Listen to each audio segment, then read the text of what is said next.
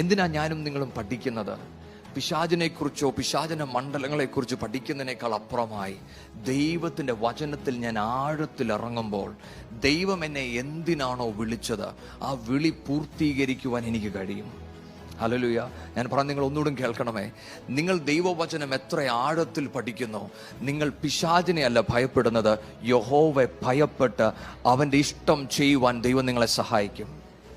ഇന്ന് നമ്മുടെ ഹൃദയത്തിൻ്റെ അകത്ത് ഈ പ്രാർത്ഥന ഉണ്ടാകട്ടെ. പിതാവേ, ദൈവവചനത്തിൽ ഉറയ്ക്കുവാൻ, അതിലൊന്ന് ആഴത്തിൽ വളരുവാൻ ദൈവം എന്നെ സഹായിക്കണം. എന്തുകൊണ്ട്?